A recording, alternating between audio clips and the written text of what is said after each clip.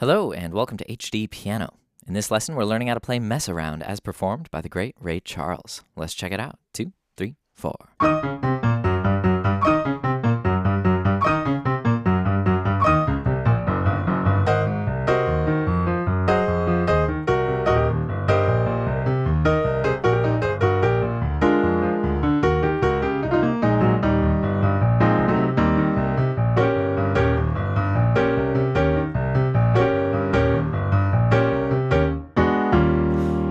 All right, I'm going to stop there. That's a little preview of what we're going to be learning in this lesson. We're going to learn the whole song from beginning to end, pretty much exactly like Ray Charles played it over at HDpiano.com. But in this first video, we're going to focus on that little intro, and then we're going to pretty much direct all our attention to that left-hand boogie bass line, and we're going to talk about the 12-bar blues. Once you know the blues, you know thousands of other songs, and you also know the Mess Around. So it's going to be a fun lesson. I say we get right to it. We're in the key of E flat. And what do you know? We're hitting 4 E flats at the very top, octaves in both hands. And check this out. In the right hand, we've got this quick little glissando, a quick D flat and D with our middle and ring into an octave. And then we launch into the left hand. So these notes in the left are E flat, D flat, C, B flat, G flat, G, G flat, G. We do it 3 times. And then on the 4th time, we take it down. And we land on A flat 7. And that's kind of where things pick up and we get into the boogie. We start boogieing. Okay, so let's talk about that. This might be the most challenging part of the song because at tempo, your left hand is doing some crazy fast octaves. So it's super important that you practice it really slow and constantly make sure that your hand is comfortable and relaxed. You want your left hand to be kind of bouncy. You can exaggerate it a little bit. A nice light touch, limber fingers, no pain, no clenching. And if that all checks out, then you can slowly increase the tempo.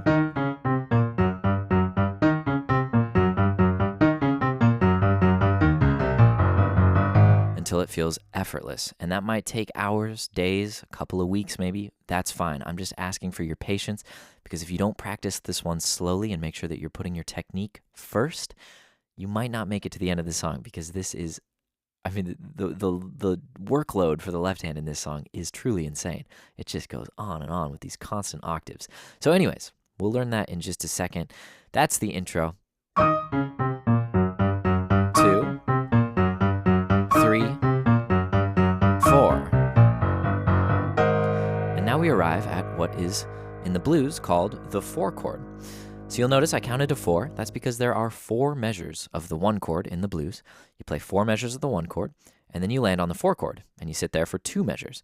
So let's learn the blues form. It's a 12-bar form, and so far I guess we know about half, right? 4 plus 2. So we have 4 measures of E flat. All right, I want you to learn this voicing in the right. That's G, B flat, C, and D. And when we get to our 4 chord, all we're going to do is change the G to a G flat in the right and play an A flat in the left. And when we get to our 5 chord, we're going to play this. F, A flat, B flat, and D with a B flat in the left.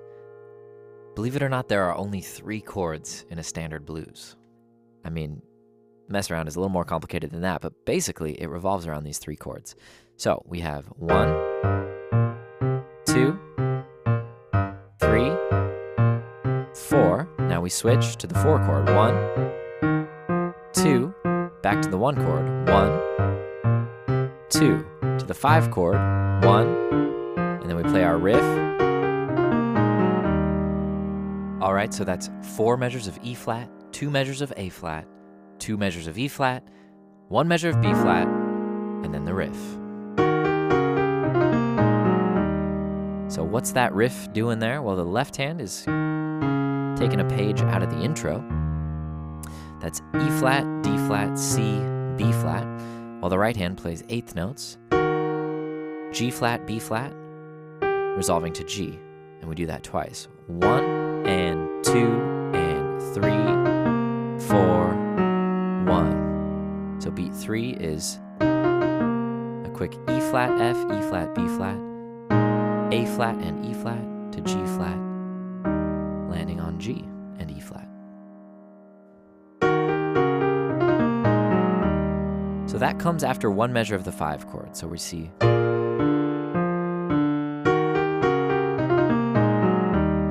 All right, so what about that bass line I was playing in my left? It's the type of thing where if you walked up to a keyboard and you press the little button for the upright bass patch, you know, it's like the most obvious jazz bass line you could play. And that's E flat, G, B flat, C, back up to E flat, and then we come all the way back down. It's a 2-measure pattern, so we do it twice. Then we switch to the 4 chord, and we take the same pattern, A flat, C, E flat, F, but here we hit a G flat instead. And we come back down, and that was 2 bars, so now we go back to the 1 chord. For 2 bars, and then we go to the 5 chord, and then we go to our riff. And then we do 2 bars of the 1 chord. So check out this rhythm. 1, 2, 3, 4, switch chords. 1, oh shoot, 1, 2, back to the 1 chord. 2, to the 5 chord, to the riff.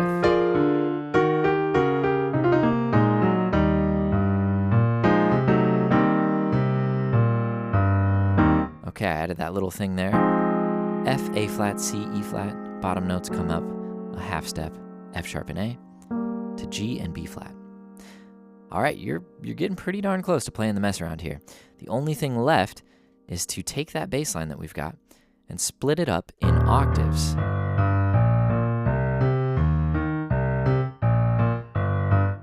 And again, comfort, relaxation, no tension, no pain, all that's gonna be so important. You know, it's easy to play this, but it's not so easy to play this. So I want you to practice all of this stuff super slowly.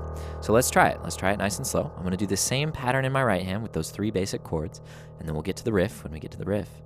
Let's try it. 1 and 2 and 3 and 4.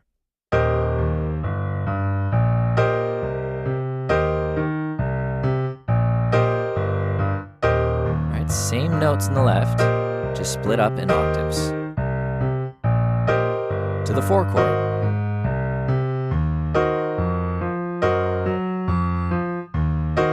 To the 1 chord.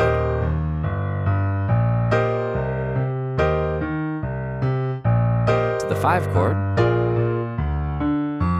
To the riff.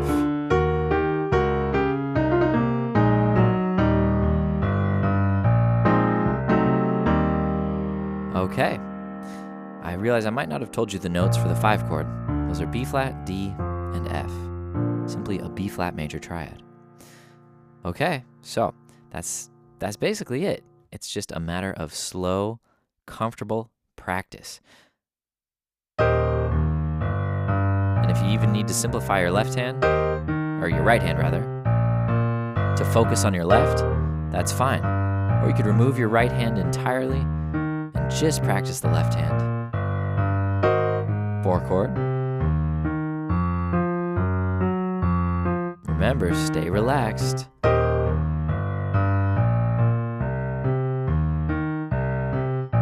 5 chord. To the riff.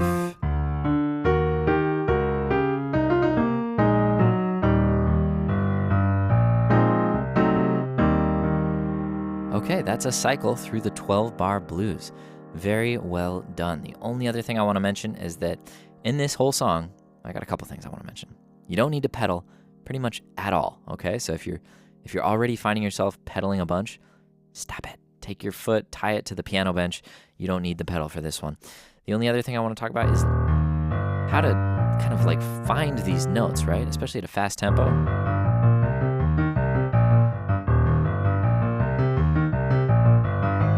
When you're going up, you lead with your thumb. Right? So I'm watching my thumb But when I come down, I'm watching my pinky because my pinky is jumping to the next note. So you could try practicing the bass line with your pinky and your thumb and then put it together.